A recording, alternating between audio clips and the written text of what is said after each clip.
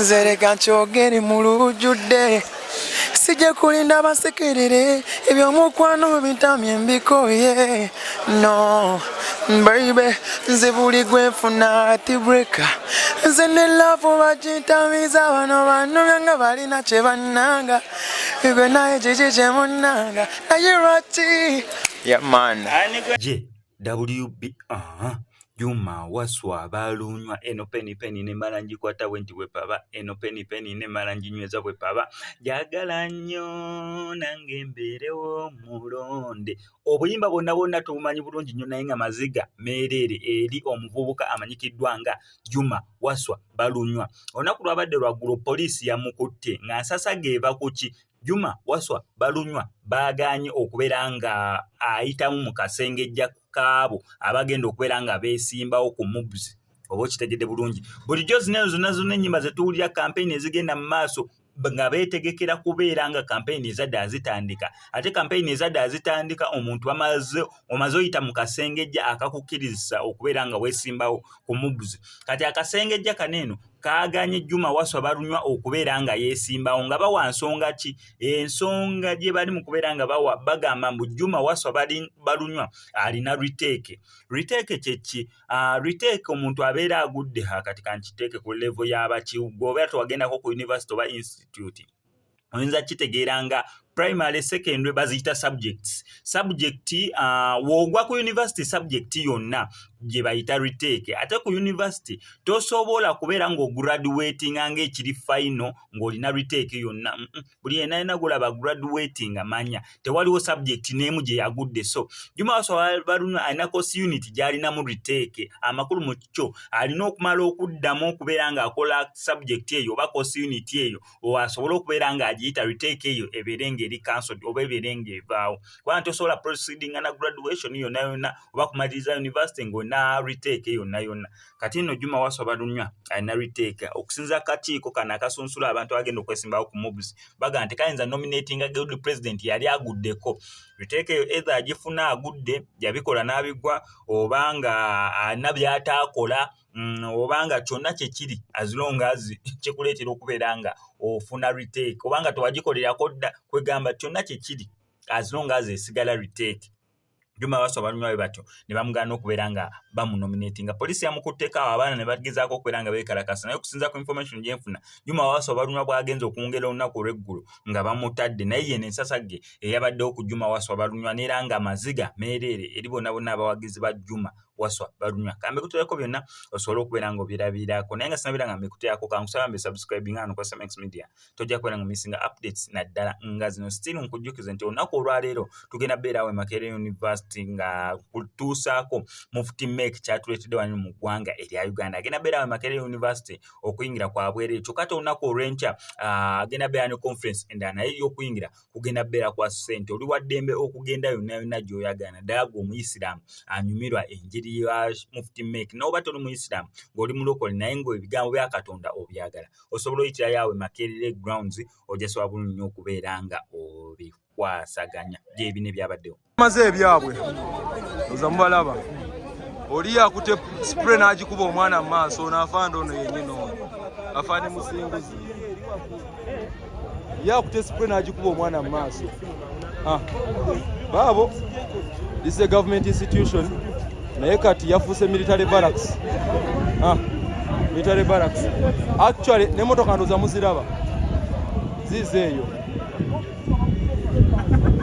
muziraba nga sigiraba bulungi naye nga zeezo security yeeyo military police kwegamba.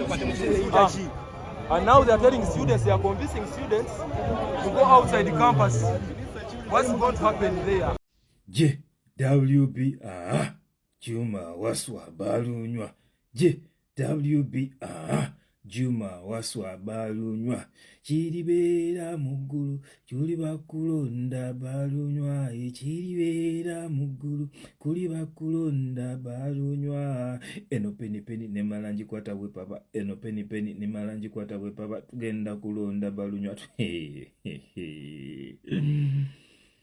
ndesa amawulire agatali malungi, amawulire breaking news. Of course it was already broken, but here is the source. Here is the only place you can get the extraordinary, the exclusive, the untouched breaking news. Juma Waswa Balunwa, omwagalo w'abangi, omwagalo wa Uganda yonna yonna.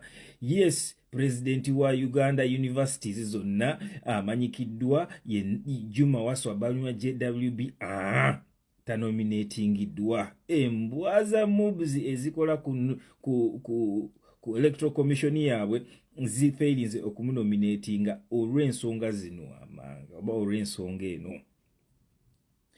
Kigambibwa nti Juma Waswa Balunwa bateekawo okwakulizo nti omuntu yenna yenna agenda okwesimbawo ku bwa guild president alina okuba nga talina retake. Kati kigambibwa nti Juma Waswa Balunwa ba competitors be bagenda ne bakola obukujjukujju ne babeerako lecturer gwe boogera naye gwe batemerayo akasente. Kigambibwa mbu lecturer ono n'amusuula olupapula n'amuwa retake ne kimulemesa okunominatingibwa. Bw'oba olina retake nominatingibwa kuba guild president. Era babadde bagezaako okulaba ng'eno retake evaawo naye lecturer yagaana. Kati Juma Waswa Balunwa baamuganya okumunominatinga because yafuna retake. Abatamanyi retake ku university eyo, retake bw'ogwa paper oba olina okugiddamu ekyo kye bayita retake. Paper ogikola n'ogwa n'otafunamu 50% n'ogiddamu n'ogikola. Kati kigamba mbu Juma Waswa Balunwa mu bugezi bw'alina obwo bwonna mbu yagwa paper, mbwalo paper gye yagwa. Naye kigambibwa nti bano ba competitors be abalina ku kasente, abalina ku connections bagenda ne bateesa ne lecturer omu ne basula Juma Waswa Balunwa nga ye engeri yoka y'okumulemesa ogenda ku ballot paper because akalulu yali akawangudde in advance nga tebanaba na kulonda. Kubanga JWB the most famous guild president n'abantu abatali ku moves bonna babadde bali ready ogenda okulonda Juma Waswa Balunwa. So amawulire amabi gali nti Juma Waswa Balunwa tebamunominatinze era baganya omunominatinga ne badeeta security ne badeeta abasirikale bonna ne bajjula ku moves nga bakimanyi bwe kigenda okubeerawo kigenda kubakika. Era baganya omunominatinga bagamba okwekalakasa kugenda kubeerawo kuba twabasuubiza bwe mugaana okunominatinga Juma moves ne elections muyinza obutaba nazo. Baleese obusirikale obulina enjala ne bujja ne bukwata Juma Waswa Balunwa ne bamutwala. Ndebeka video akamu ng'omusirikale agamba, "Why are you recording? Do you know you can't record security?" Bogus. Ani abagamba nonsense oyo? Munsi yonna yonna amateeka gali nti kamera olina okwata kamera n'okwata all the injustices that happen. Abasirikale munsi yonna yonna wano bakkirizibwa okukwatibwa ku kamera nga bakola emirimu gyabwe.